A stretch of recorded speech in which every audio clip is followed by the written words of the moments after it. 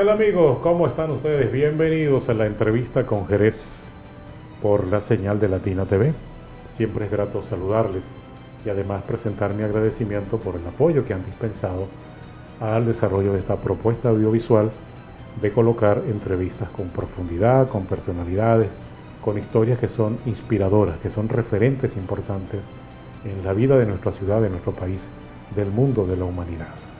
Y a propósito de la importancia que tiene el sistema o la relación directa de los seres humanos con esto que nosotros llamamos sociedad, en la que hemos insistido mucho que es necesario cambiar muchas de las cosas que hacemos con, a veces sin propósito o muchas veces con propósito, que construyen ese modelo de convivencia. Sin duda alguna, el que tiene que ver con la salud es fundamental.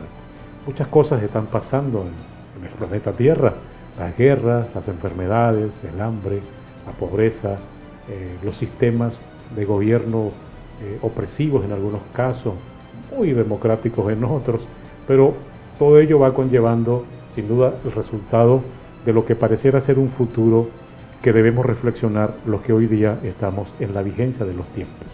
Y tiene que ver con esa pregunta, ¿cómo ser más humanos y más saludables? Quizás aquella que depende de la curación, de la ciencia, del tratamiento, pero aquella que tiene que ver con la convivencia, con la amabilidad, con la cortesía, con la educación, con el respeto, sin duda alguna, nos hace una sociedad mucho más saludable.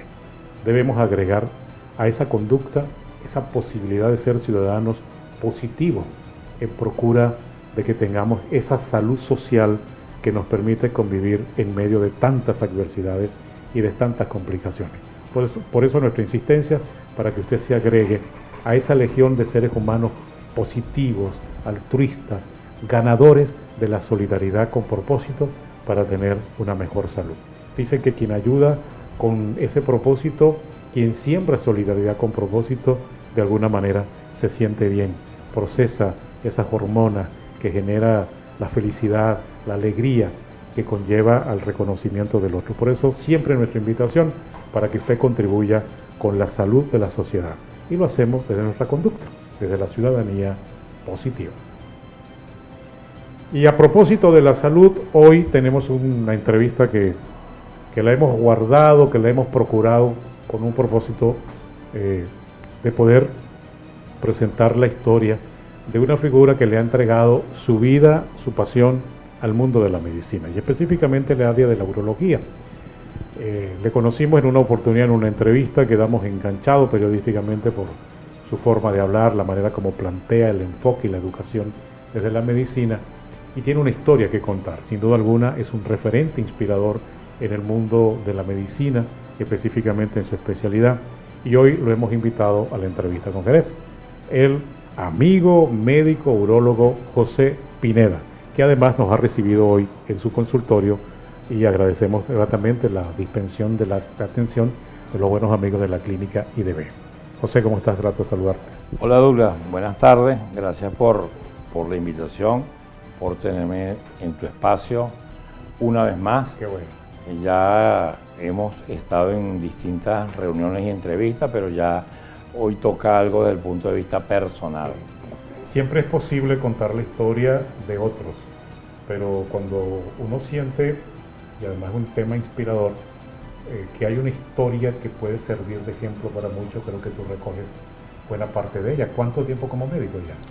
Bueno, Douglas, mira, como médico, yo me gradué de médico en el año 96, luego haciendo rural, internados rotatorios, residencias asistenciales, especialidades. Desde el año 96 venimos, como decimos, dando tumbos, hasta que llegamos a la especialidad de la parte de la cirugía y la parte de la urología, la endurología, la paroscopia y todos estos cursos que hemos ido haciendo en el camino. Claro, hoy día eres una referencia en el campo de la urología, producto de todo tu esfuerzo, pero antes de conocer esa historia, ¿cómo fue tu vida de muchacho? ¿Dónde estudiaste? Bueno, la vida de muchacho fue una vida muy feliz. Yo digo que yo fui un muchacho que tuve el privilegio y la suerte de ser de esa generación que pudimos ir a una escuela pública, tener bonitas amistades. Yo estudié en la escuela Estela Cecchini, yo viví en la urbanización Sucre, estudié en la escuela Estela Cecchini mi primaria. Aquella Sucre. Y luego hice mi liceo, el básico, mis 3 primeros años en el Liceo Rafael Monasterio, aquí cerca del Mercado San Juan. Luego hice mi diversificado en el grandioso Lisandro Alvarado. ¿Eres lisandrista? Yo soy lisandrista con mucho orgullo. Y luego hago el básico de medicina en lo que llamamos el ciclo básico superior. Cuando era el ciclo básico superior, luego de ahí caemos en la UCLA, en la Escuela de Medicina Pablo Acosta Ortiz. Hacemos nuestra carrera de medicina en la Escuela Pablo Acosta Ortiz y en el núcleo hospitalario base, como fue el Antonio María Pineda. Hacemos la rural de bachiller, como decimos, la hice en el Baúl, en el estado Cogede. Hice pasantías de cirugía y medicina aquí en Barquisimeto cirugía y ginecología aquí en Barquisimeto, y hice pediatría y ginecología lo hice en San Felipe.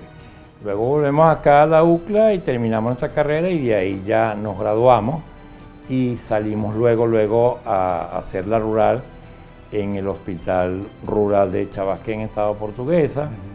Hacemos el internado rotatorio en el Hospital Miguel Hora de Guanare, residencia asistencial en el Hospital de Acarigua y luego nos vamos a Caracas, hacemos una residencia de cirugía en el Hospital Francisco Risque, venimos luego a Barquisimeto, hacemos la residencia en urología acá en el Antonio María Pineda y luego después de ahí nos vamos a viajar, a hacer las partes de las subespecialidades, a continuar los estudios que nunca terminan. Estuve en Argentina haciendo la laparoscopia en el hospital, en la Universidad del Norte en Corrientes, hice la laparoscopia.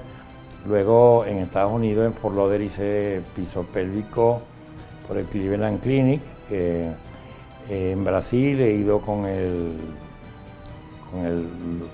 grupo de Brasil y la gente que está haciendo láser y endurología, y distintos cursos que hemos hecho en México, Estados Unidos. ¿Qué recuerdas, ya en esta primera parte, qué recuerdas de esa época de muchacho? ¿Te quedó algún anclaje, algún recuerdo? Hay recuerdos en la vida que se quedan anclados, muchos quedan ahí como ocultos, pero hay algunos que siempre sí como que saltan a la vista. ¿Tienes alguno que corresponda a tu niñez, a tu adolescencia? Recuerdo mucho mi niñez en la Sucre, en la cancha múltiple que tenemos ahí, en las partidas de béisbol, en los juegos de béisbol. Me encantaba el béisbol y que siempre quise jugar béisbol, pero mi papá era un señor de esos, ¿sabes?, de la vieja chapao a la antigua, que él creía que el deporte era vagancia, y entonces tenía que jugar béisbol escondido. Me iba al Chino Canónico a ver los juegos de béisbol escondido con el apoyo de mi mamá. Y mi mamá decía, anda y vea el juego que tu papá sale por 3 o 4 horas. Y era cuando podía jugar béisbol y veía el juego de béisbol y bueno, ya después de grande, ya dedicado netamente a la universidad. Pero tengo entendido que tu papá jugó siempre un papel importante en la administración pública, fue formador de alguna manera en el área contable. Y tus hermanos, tu gente, tu vínculo estuvo relacionado siempre con esas profesiones. Pero fuiste el rebelde que estudió medicina. ¿Por qué hiciste eso? ¿Por qué no le hiciste caso a tu papá? Bueno, mira, mi papá, licenciado Rodrigo Pineda Suárez, un señor muy conocido aquí en la región. Mi papá fue profesor universitario, profesor del INSE. Mi papá fue contador y a su vez fue administrador comercial. Egresó de la Universidad Central de Venezuela. Luego egresó de acá de la UCLA y mis hermanos, la mayoría, todos son contadores y abogados, y mi papá siempre se inclinó a que todos estudiaran lo mismo y siguieran sus pasos. Y yo, desde pequeño, siempre quise ser médico. Yo recuerdo que mi mamá siempre,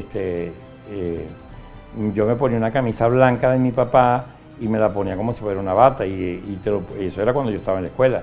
Mi mamá decía, sí va a ser médico, porque se está poniendo la bata desde pequeño. Mi papá no le gustó mucho ya cuando vio que entré en la carrera, entré en la universidad y vio todo el sacrificio, los estudios y todo eso. Y él me decía, más de una vez me lo dijo, mira, ¿por qué no haces y te pones a estudiar contaduría o administración o derecho como todos nosotros y trabajas con nosotros en la oficina? Te estás sacrificando mucho estudiando medicina y eso no da. Y bueno, y eso era siempre un tema de conversación.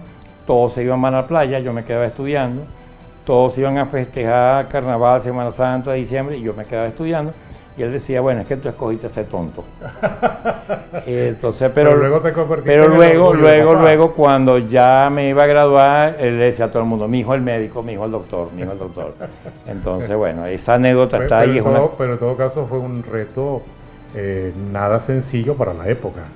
No hacer caso en esa época. No, era un rebelde. Era un compromiso. Era un rebelde, para mi papá era un rebelde, y él al final decía que era que nos parecíamos tanto que chocábamos mucho. Yo recuerdo mucho cuando le dije a mi papá, yo quiero ser locutor, pero te buscas un trabajo, me dijo. Porque pensaba que no era una... Bueno, algo así, y es que mi papá me decía, bueno, mira, cuando los pacientes no te paguen, aquí hay trabajo en la oficina. Te decía. Sí. Vamos a hacer la pausa, vamos a hacer la pausa, porque muchas de las cosas que pasan en la vida de un individuo que se dedica al estudio de la medicina está vinculado a la palabra sacrificio. Yo no sé hasta dónde eso puede tener un sinónimo ciertamente de resultado, porque cuando se estudia con pasión, cuando hay vocación, cuando hay ese enamoramiento por lo que a uno le gusta, creo que el tema del sacrificio pareciera ser mucho de como lo ven los otros. Me gustaría saber, si fue así, ¿qué sacrificaste? ¿Qué significó convertirte en médico? Y entre otras cosas, si como médico de alguna manera has visto comprometida tu vida. Al regreso, el doctor José Pineda, el urólogo José Pineda, acá en la entrevista con Jerez.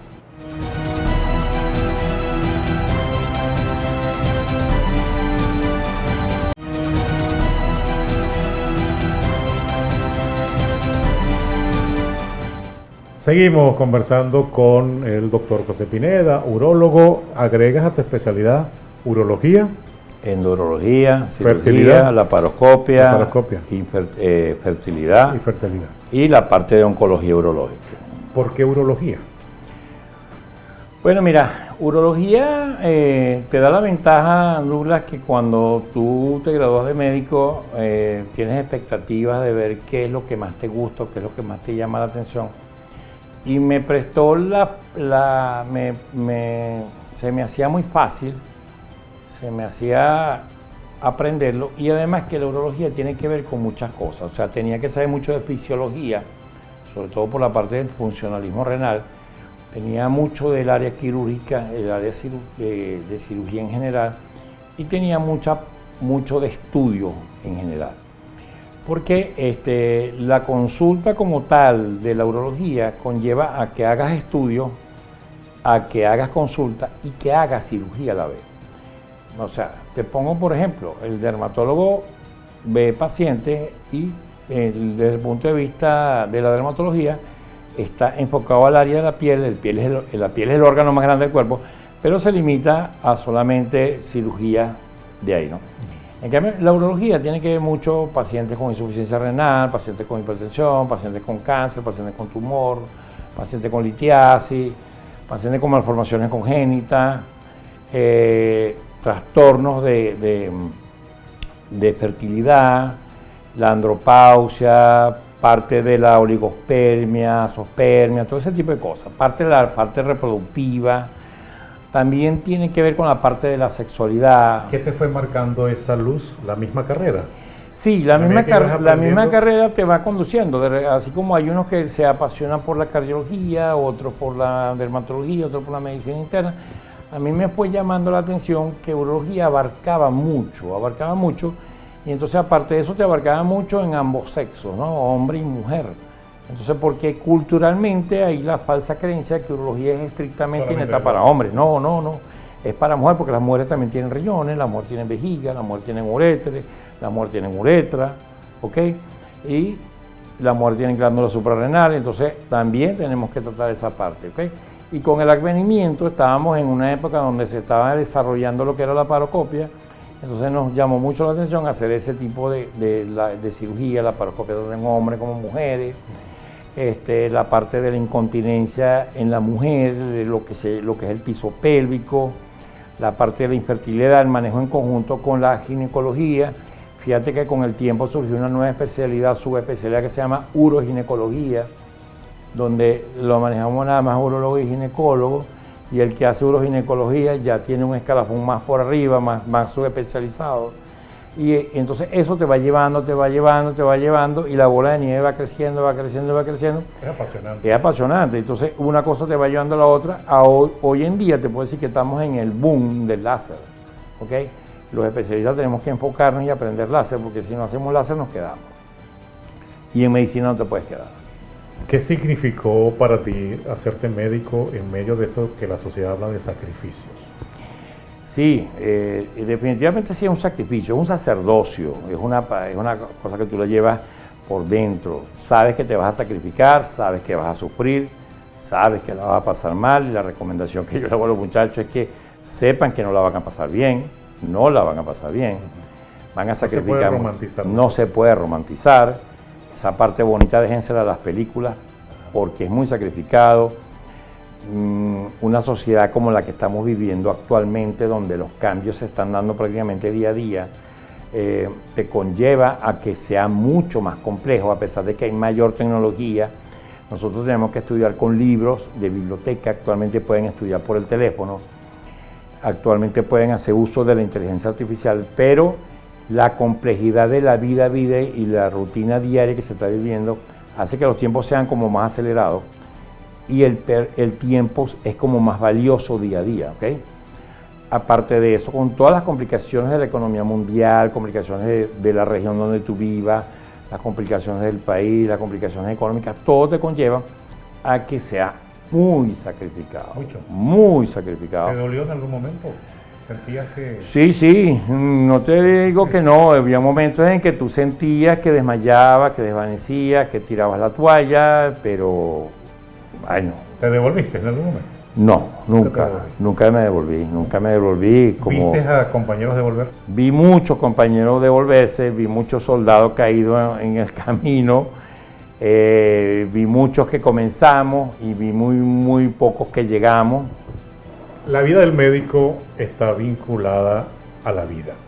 O sea, nosotros todos, porque de alguna manera somos pacientes o prestamos de alguna manera o buscamos de alguna manera la atención de un médico, lo hacemos, bueno, pues por un propósito de salud, para mantener la vida. Muy pocas veces el ser humano se detiene a pensar, uno a veces ve el médico como un ser infalible, que no se va a enfermar, que no se va a morir, que es súper poderoso. ¿Cómo has sentido y has vivido esa experiencia, teniendo en cuenta de que tú eres un ser humano, que en algún momento te ha tocado ser paciente, has vivido alguna experiencia seguramente vinculado con ello? Esa dualidad entre procurar la vida del otro y que tú de alguna manera te puedas ver comprometido con tu vida. Mira, sí, es de verdad que es difícil, y que definitivamente la vida te lo va poniendo en el camino, y tú tienes que asumirlo, aceptarlo, avalarlo y abrazarlo, porque definitivamente eso es parte de la vida. Voy a aprovechar esta entrevista y voy a contar una experiencia personal. Yo, cuando la pandemia, yo adquirí el COVID, estuve en Estados Unidos en un curso. ¿Enfermaste de COVID? Sí, estuve con mi hijo menor que me acompañó, estamos ya casi que saliendo de pandemia, ya se habían abierto los vuelos, voy a un curso en Estados Unidos, después del curso me quedo en casa de mi cuñada, un familiar allá en la Florida, y estando allá nos contagiamos de COVID, mi hijo menor y yo. Resulta que yo me contagié con la variante Delta, que era la nueva mutación para ese momento, y me vi muy mal. Yo duré hospitalizado aproximadamente 17, 18 días, terapia intensiva, 2 veces me dieron casi que por muerto, me negué a la parte de la intubación, estuve 8 días boca abajo con todas las medidas y toda la cosa que había en aquel momento, y mi vida estuvo en riesgo en 2 oportunidades, por lo que me comentan los médicos. ¿Qué pasaba por tu mente? Pasaba por mi mente que primero no aceptaba el final, luego es muy duro saber todo lo que te está pasando y todo lo que te puede pasar, y todo lo que te va a pasar, y comprendía mucho más, y era muy preocupante. Yo estaba en tierra lejana, estaba con mi hijo menor, sí es verdad que estaba en casa de una cuñada, pero estabas totalmente aislado en un hospital con extranjeros, donde es el rapport de médico-paciente en el extranjero no es igual que el médico venezolano, lo puedo decir con toda propiedad porque lo viví, y lo he visto cuando viajo a distintas partes del mundo. Me hacía falta ese cariño del médico venezolano. De hecho, yo mantuve cierto contacto con médicos de aquí de Venezuela una vez que se me permitió teléfono a los 15 días, y antes de enfermarme, que es mi gran amiga la doctora María Quiroz, el doctor Cuica, la doctora Maurielo, mi neumólogo, el doctor Carlos León, que es mi cardiólogo, y aparte que son mis amigos. ¿Sentiste que te morías?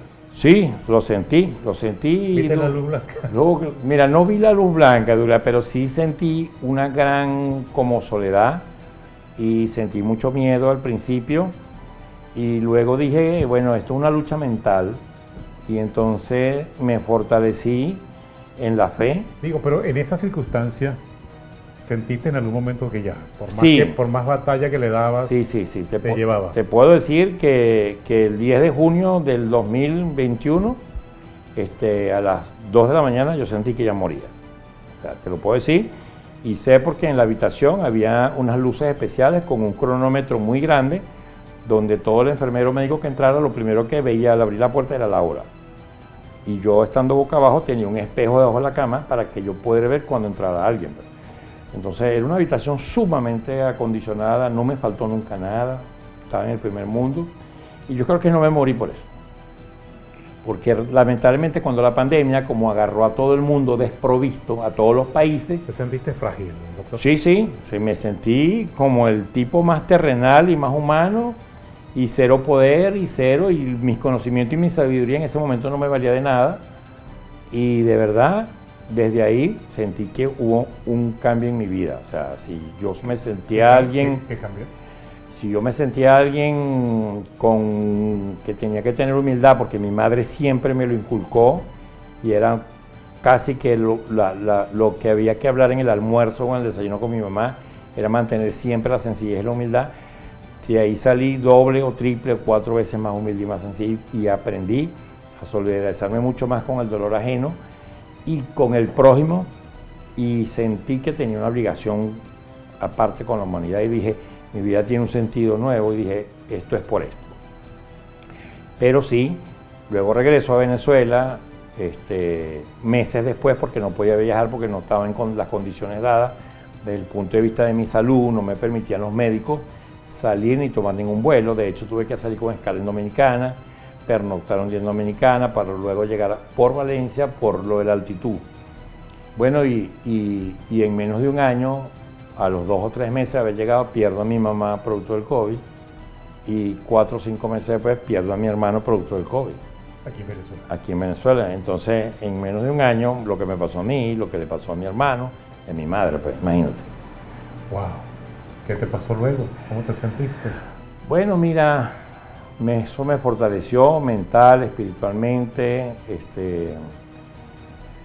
físicamente fue un reto para mí, porque tuve que rehabilitarme, porque llegué con muchas limitaciones desde el punto de vista cardiopulmonar.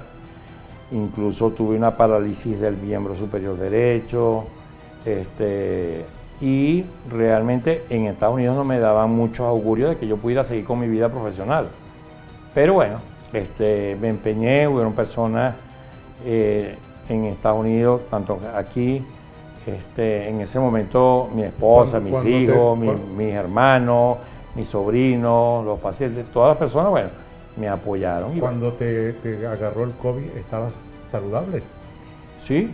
¿Eras una persona saludable? Sí, yo era una persona, de hecho, ellos me dicen que me salvé porque yo no era ni fumador ni bebedor, ni tenía vicio, ni tenía una patología de base. Si no te despachas. Si no me despacho, sí, señor. Vamos a despachar esta parte con esta historia. Hacemos una pausa y al regreso más de esta historia inspiradora con el doctor José Pineda.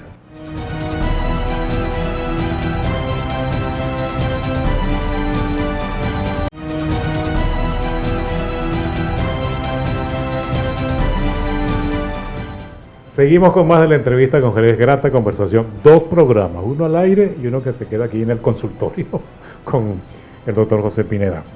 Nos contabas tu historia de cómo estuviste al borde de la muerte. Pasaste de médico a paciente y además un paciente con extremo cuidado. Sin embargo, estoy obligado a preguntarte, ¿como médico te ha tocado dar la noticia a familiares, la partida de tus pacientes? ¿Cómo se vive ese proceso en un médico cuando se le entrega esa infausta noticia a un familiar? Sí, mira, ese es algo que es muy duro, de verdad que sí, nunca lo aprendemos, no está escrito en los libros, no está escrito en ningún manuscrito, algo que te diga, esta es la manera en que se le dice a la gente, tacatá. Lo que sí he aprendido, tanto de mis maestros como en el día a día, es que a la gente hay que serle lo más franca, lo más sincera y la verdad siempre por delante, por muy dolorosa que sea. Nos ha tocado en algunas oportunidades comentar y decir que realmente desde el punto de vista médico ya no podemos hacer mucho, no podemos hacer nada y que llegamos hasta donde tengamos que llegar, porque sí es muy cierto que nosotros tenemos la ciencia, la formación, la educación, la investigación en nuestras manos, no somos Dios, ni lo pretendemos ser, por lo menos en mi caso yo no presento eso. Creo extremadamente en Dios en todo momento, en cada acto mío médico Dios está por delante y siempre se lo comento a mi equipo quirúrgico, pero nosotros jamás, ni siquiera cercanos, pretendamos a Dios. ¿Has visto milagros? He visto gente mantenerse, existir, persistir, desahuciado y todavía los veo caminando. Sí. ¿Lo asocias a eso, a Dios? Y lo asocio a Dios. Soy creyente 100% de Dios, creyente de los milagros del doctor José Gregorio Hernández. Hay una anécdota con mi nombre también, por cierto. La Divina Pastora está por encima de cualquier cosa. Soy venezolano y Venezuela es un país mariano. ¿Y te llamas José por eso? Por el cielo. Bueno, mira, hay una anécdota, cuando mi mamá me fue a tener en Caracas, que nací en la Concepción Palacio, estaba mi mamá con un problema de preeclampsia, estaban mis 2 abuelas, mi mamá nazco yo, mi mamá la llevan a una terapia intensiva muy mal, yo nazco de 7 meses, 7 mesinos. ¿Tú eres 7 mesinos? Sí, señor.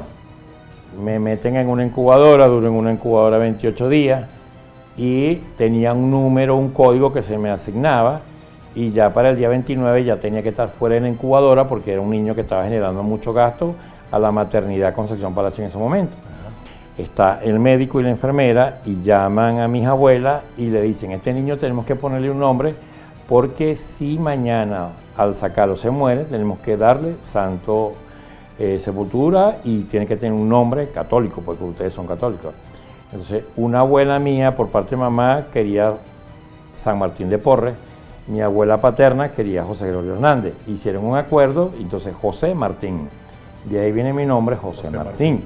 Entonces mi abuela paterna, esa desde que yo tengo uso de razón, le debes la vida a José Gregorio, le debes la vida a José Gregorio, le debes la vida a José Gregorio.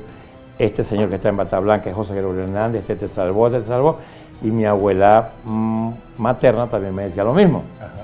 Entonces, por eso es que yo siempre me hago acompañar de un José Gregorio Hernández. Por eso que tienes acá en tu consultorio, José Gregorio. Señor, sí, señor. Está la Virgen María, señor, sí, señor. Está Jesús. Y esos son regalos de los pacientes. Sí. Sí, señor.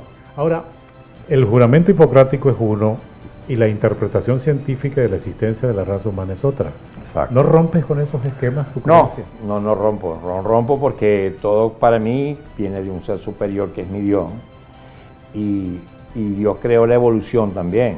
O sea, nosotros venimos del Homo sapiens, pero el Homo sapiens viene de los organismos unicelulares. O sea que no es loco pensar, tómate esta pastilla, tómate esto y recuerda rezar. Sí.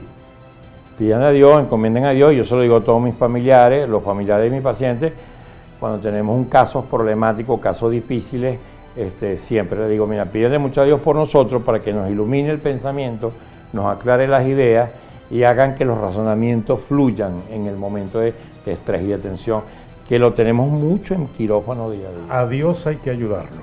¿Qué recomendación médica hace el especialista para ayudar a Dios? Porque una cosa es que seas un irresponsable con tu salud, Claro. que tengas hábitos alimenticios negativos y todo eso, y luego le pidas a Dios que te salve. Mira, Dios está ocupado, tiene muchas cosas que hacer.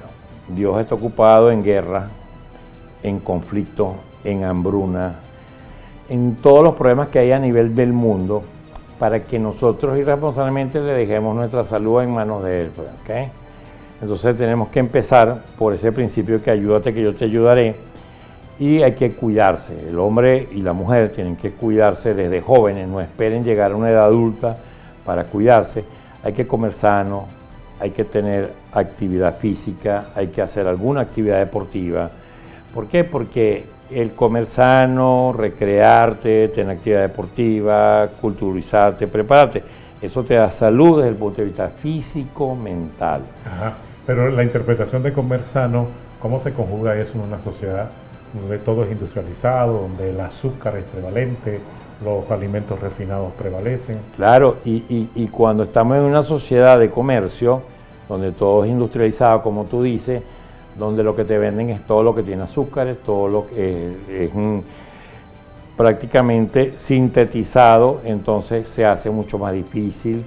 Y la recomendación es que volvamos a tratar de comer los vegetales que podamos, comamos proteínas sanas, no abusemos del alcohol, no ingiramos cigarrillos, no tenemos por qué fumar. Está descrito que el cigarrillo no te hace falta para nada. El exceso de azúcar está comprobadísimo que te hace mucho mal. ¿Por qué? Porque es precursor de despertar las células oncogénicas. Los oncogenes se despiertan con los excesos de azúcar, eso está comprobado. Entonces, si tú no comes azúcares y tienes oncogenes, a lo mejor nunca los despiertas. ¿Ok? Además de eso, la diabetes, los trastornos de dislipidemia, los trastornos de hipertensión. No comas salado, no comas sal. Si tú no comes sal y eres hipertenso, vas a tener un mejor control de tu tensión arterial, porque vas a acumular menos líquido, y al acumular menos líquido, tus riñones sufren menos. ¿A qué edad aprendió el médico que eso era así? Porque me imagino que de muchacho tomabas tu refresco y tu... El médico, José Pineda, aprendió después que le dio el COVID. Porque yo llevaba una vida desde el punto de vista sano, de que no fumaba, no bebía, no ingería cigarrillo ni nada de eso, hasta que toda mi vida, nunca fumé, nunca fui bebedor, nada de eso, pero quizás con la parte de la alimentación no la respetaba, y lo reconozco. Ajá. Entonces tiene que pasarte algo como lo que te pasó, refresco. chuchería, refresco, 4 de la tarde no almorzabas, te comías 2 Catalinas, una Pepsi Cola, un refresco, cenabas tarde, entonces no, cambió, dije, y entonces tienen que llevarte un gran susto. Entonces yo como ejemplo se lo digo. ¿Y tú con ese cuadro de vida le recomendabas a tus pacientes que se cuidaran? Se lo recomendaba. Inmoral. Inmoral. Entonces, pero tú, mira Douglas, y hay cardiólogos que le dicen a sus pacientes no fumen. Ajá. Y los cardiólogos fuman. Ajá. Entonces los cardiólogos le dicen no ingiera bebidas alcohólicas, y los cardiólogos ingieren bebidas alcohólicas. Entonces tú ves ¿cómo justificas tú un cardiólogo en un internista obeso? No puede ser. No puede ser. Entonces, es verdad, nosotros a veces, y lo achacamos a que no tenemos tiempo, que vivimos una vida muy agitada, pero realmente tenemos que preconizar con el ejemplo. Entonces, bueno, ya tenemos una vida más sana, tenemos una vida más controlada, hacemos dieta, hacemos ejercicio, nos mantenemos en forma. Claro. Ahora, dentro de esa relación médico, ¿cuántos hijos? 2. Ajá. Y papá vinculado al gremio, al desarrollo del mundo de la medicina, siempre hay como líneas delgadas entre capacidad, posibilidad y profesionalismo. Quienes se destacan más, quienes se destacan menos. ¿Cómo lo ves hoy día en términos de tu profesión? Porque una de las cosas que más ha vendido Venezuela, incluso ahora con esto de la diáspora, es que precisamente han emigrado o se han ido profesionales formados en Venezuela y son distinguidos precisamente por su nivel de formación obtenido en Venezuela. Eso habla muy bien de la comunidad médica formada en nuestro país. Sin embargo, yo soy de los que creo que hay buenos, malos, regulares y excelentes. ¿Cuál es tu opinión sobre eso? ¿O ciertamente todos son buenos o todos son malos, ¿cómo lo ves? Me gustaría tu apreciación profesional. Lo que tú has dicho es así tal cual como tú lo dices, y eso va en todas las profesiones, así como existen profesores buenos, excelentes, malos, regulares, existen abogados buenos, malos, regulares, malísimos, pésimos, también se ve en la medicina. La Universidad Venezolana, en el tiempo que yo me formé, tuvimos la bondad y la ventaja de que tuvimos maestros y profesores excelentes, exigentes. Yo tuve la fortuna de formarme en la UCLA. En ese momento, cuando yo estudié, la Escuela de Medicina de la UCLA era superior a cualquier escuela de medicina del país. Entrar en la UCLA era un privilegio y estábamos a la par de la ULA y de la UCB. Y todos los médicos que se formaban en esos momentos tenían una muy buena base, ¿ok?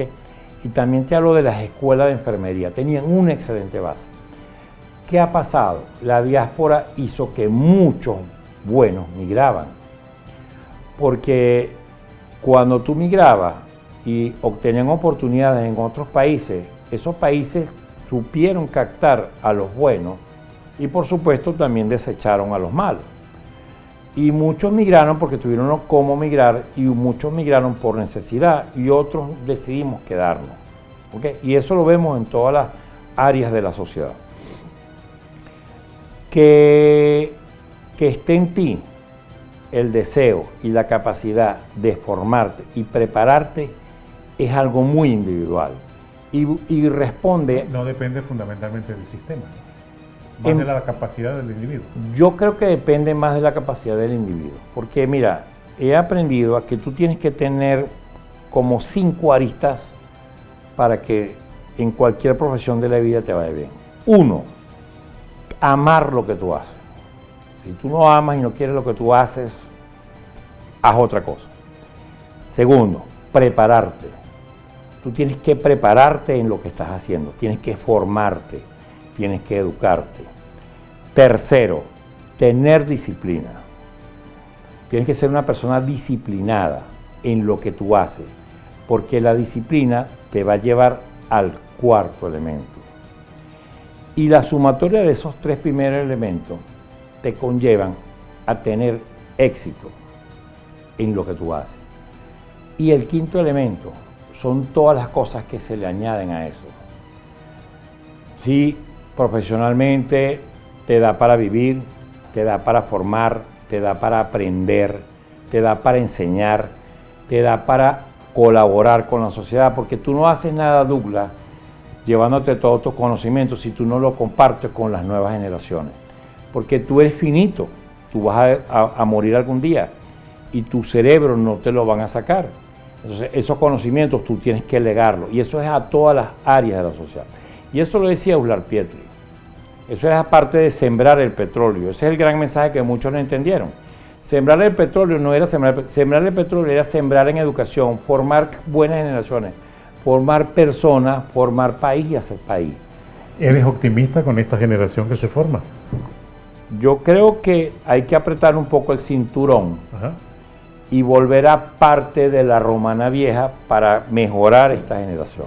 Vamos a hacer una pausa, identificamos y al regreso a la parte final de esta entrevista con el doctor urólogo José Pineda.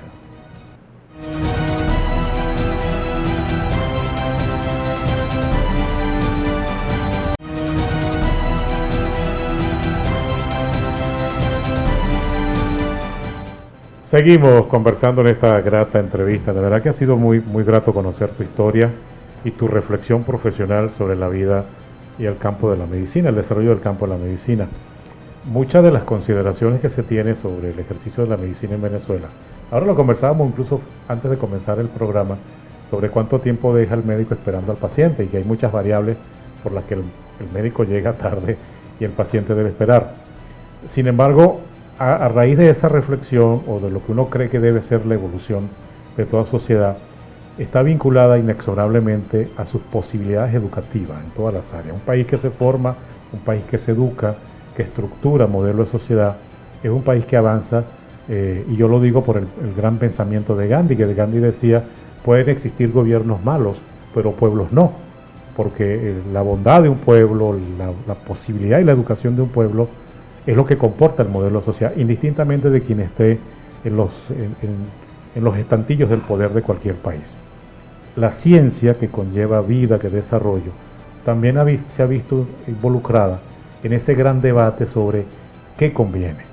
Incluso grandes debates, por ejemplo, hay quienes sostienen que la industria de la oncología no busca curar, sino vender. Que cada vez que una persona o una mujer se le diagnostica cáncer de mama, no es un paciente, sino un cliente. Y así por el estilo. Muchos de los comentarios, las observaciones que se hacen, que así como ha evolucionado el mundo del derecho para convertirlo en un espacio de desarrollo mercantil o de otras profesiones, el mundo de la medicina de alguna manera también como que cogió ese camino. Y eso tiene que ver mucho con el tema de la visión de la sociedad, quienes dicen que la medicina privada es mucho más costosa que la pública, porque la privada es mercantilista y la pública es social. Así más o menos el enfoque gubernamental que se le da al ejercicio de la medicina. Me gustaría saber en esta parte final tu valoración profesional, teniendo en cuenta tu historia de vida. Pasaste por todos esos procesos, incluso te tocó ser paciente en condiciones muy críticas en un país que tuvo la posibilidad científica de salvar tu vida con la ayuda de Dios. Pero en Venezuela tenemos otra connotación y hay una opinión en la calle que refiere que la industria también tocó el sentimiento de la medicina. Sí, sí.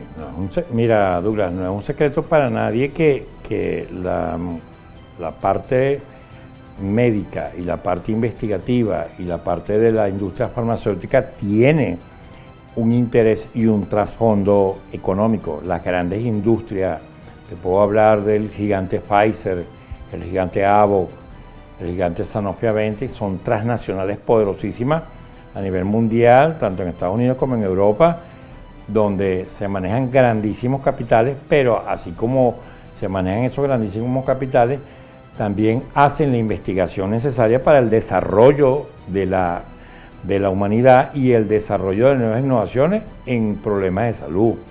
¿Ok? Fíjate, si Bayer no hace la investigación que se hace en las épocas en las que hicieron, no se inventa la aspirina infantil.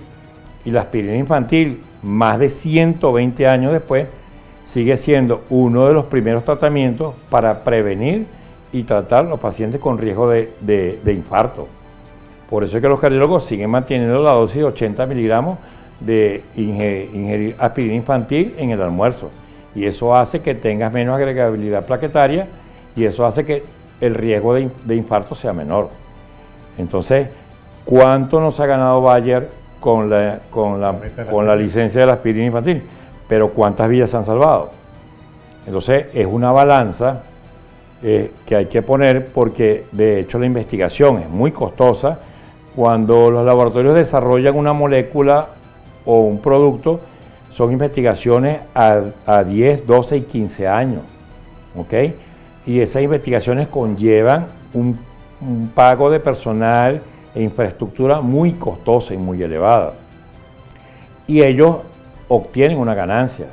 Y al obtener esa ganancia pueden promover nuevas investigaciones. Claro que sí, lo que hay que estar muy pendiente es cuando esos medicamentos dejan de ser acreditados, o sea, de ser aprobados, porque muchos medicamentos, como hay muchos medicamentos buenos, hay muchos medicamentos que crean mucho prejuicio a la salud también. Porque como se dicen, efectos secundarios y efectos colaterales. Por ejemplo, las quimioterapias que han venido a revolucionar parte del tratamiento oncológico son muy buenos para tratar las células malignas, pero también te dañan las células benignas. ¿Ok? Entonces, ese manejo, tanto de la industria farmacéutica como de los médicos, está en una línea muy delgada. Y a veces está en nosotros los médicos saber formular o prescribir el tipo de medicamento que hay para las distintas patologías. Por eso es que existen los médicos oncólogos, y médicos oncólogos especialistas en distintas patologías también. Fíjate, y si vamos mucho más allá, la oncología pediátrica es otra cosa, o sea que es mucho más delicado para los niños. De hecho, sí, no negamos que haya el interés comercial, pero ese interés comercial también ha llevado a que cuando en la pandemia muchos laboratorios se abocaron a la investigación y a la creación y formación de las vacunas anti-COVID. Pero eso hizo que unas vacunas fracasaran y otras tuvieron mayor eficacia. Y esa lucha comercial que tuvieron varios laboratorios conllevó a que el que creó la mejor molécula fuera el que quedara, o los que quedaran. Los que tuvieron moléculas inadecuadas desaparecieron. Y esa lucha comercial se da también no solamente con eso, en la industria alimenticia, claro, en los vehículos y todo eso. Realmente, si me pongo como abogado del hielo, te diría que son un mal necesario, porque son los que patrocinan a nivel mundial las investigaciones. Como médicos, ¿tienes creencia o fiabilidad en recomendaciones de asuntos de tomas naturales, bebedizo, té, compuestos? Mira, Douglas, es que la medicina de la fitoterapia existe, o sea, y está comprobado. En cáncer de próstata podemos dar centella asiática o Serenea replen o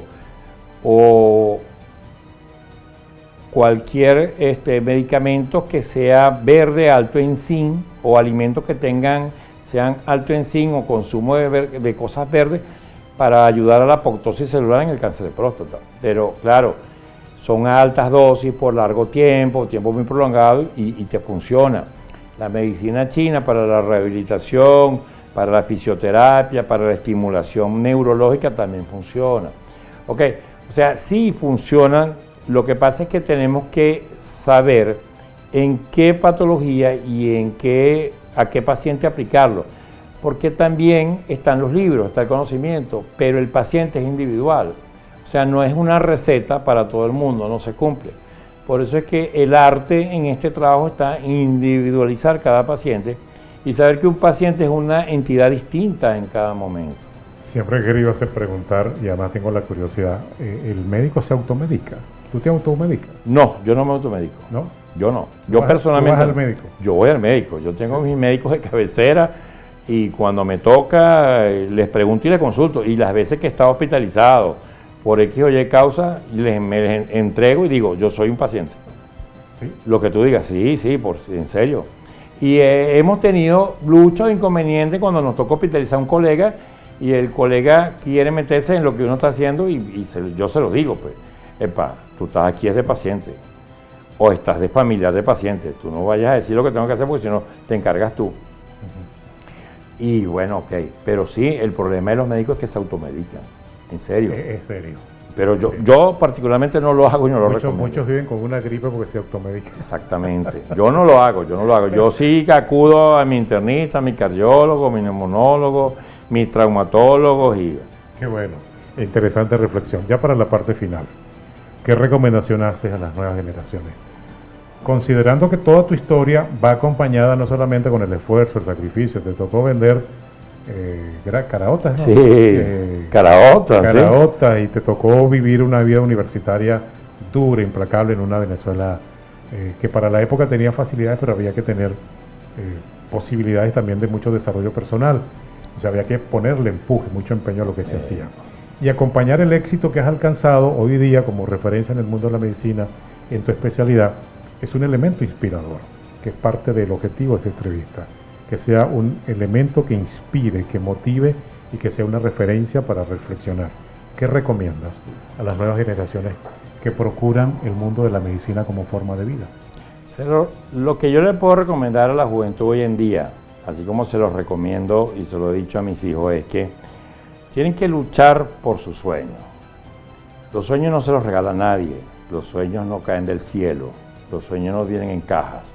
Los sueños nos los bregamos todos los días y son sacrificios, porque el sacrificio hace que tú valores lo que quieres y que sigamos los 5 elementos. 1, ama lo que quieres hacer. 2, prepárate. 3, sé disciplinado. 4, enfócate. Tienes que vivir enfocado en el objetivo. Y el 5.º elemento, el éxito te llega solo y te llega todo lo demás.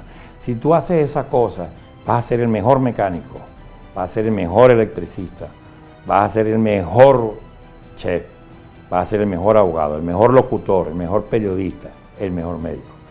Y el ser mejor no te lo da que tengas más dinero, o que tenga más publicidad. El ser el mejor es la satisfacción que tú vas a tener como persona y los resultados que tú vas a tener en la sociedad donde te vas a desarrollar. Tenemos que formar sociedad, tenemos que formar nuevas generaciones. Sería muy mezquino no compartir los conocimientos o las experiencias que uno ha obtenido en la vida con las nuevas generaciones. Es un legado, no para que te recuerden, sino para que el día que ya yo no esté en esta silla, la persona que se siente en esta silla pueda llevar o tener lo mínimo, las mínimas herramientas para ser un ciudadano de bien, un ciudadano que ayude, que colabore en la formación de la sociedad, donde esté, sea en Venezuela, sea en el extranjero, sea en un pueblito, sea en una ciudad muy pomposa o donde sea, donde esté, que tú seas un ciudadano de bien, que seas una persona de bien y que tu legado sea positivo para la sociedad, porque tienes que definitivamente ser una persona de bien. ¿Te sientes satisfecho con lo logrado? Sí, yo tenía una gran preocupación cuando estaba muchacho y mi gran preocupación era saber si podía llegar. Y tuve maestros en toda mi vida que siempre me decían, y me lo dijeron, si yo llegué, ¿por qué tú no vas a llegar? Si yo llegué, ¿por qué tú no vas a llegar? Ya para despedirnos, ¿qué piensa cuando estás en el pabellón con el paciente, la incisión hecha, la intervención? ¿Hay algún pensamiento o hay focalización solamente de lo que estás haciendo? El pensamiento es el plan A, el plan B y el plan C. Y el plan A, B y C es el mismo. Te enfocas, te vuelves a enfocar y sigues enfocado. No te sales del plan. El plan de trabajo es el plan de trabajo y el plan de trabajo va antes de llegar al quirófano y luego continúa con el paciente después del quirófano. Douglas, mira, no existe ningún médico, no existe en el mundo ningún médico que quiera hacer daño o perjudicar a un paciente en una cirugía. Existen los imponderables, problemas de desnutrición, problemas de infecciones, problemas de rechazo de material, y a cualquiera que hacemos este tipo de trabajo se nos puede complicar. Pero si seguimos el plan, seguimos la normativa y seguimos lo que está establecido, y hay complicaciones, esas complicaciones se pueden surgir. ¿Y qué hacemos nosotros? Lo que tratamos es de evitar que se nos presenten complicaciones a futuro, como se le puede presentar a cualquier profesional. Pero no existe ningún médico, nadie que quiera hacerle mal a ningún paciente, ya sea desde el punto de vista médico tratándolo en un quirófano o en un consultorio. Te agradezco mucho tu tiempo, hermano. Muchísimas gracias. Gracias. Ojalá esta grata conversación, esta entrevista quede como un elemento referencial, inspirador de una persona que ha comprometido su vida al mundo de la ciencia, al mundo de la medicina. José Martín Pineda. ¿El otro apellido? Laguado. Laguado. José Martín Pineda Laguado. Y gracias a los buenos amigos de acá de la Clínica IDB que nos recibieron con buena disposición y por supuesto por prestar este espacio. ¿Cuánto tiempo tienes aquí con este consultorio? Desde fundado, más de 20 años. Más de 20 años. En este espacio que ha sido de alguna manera el templo en el que José atiende a sus pacientes y entrega esta motivación de vida, de salud, pero también de mucho compromiso por la vida de este país, porque además también es un venezolano muy comprometido con nuestro país. Hasta la próxima entrevista con Jerez.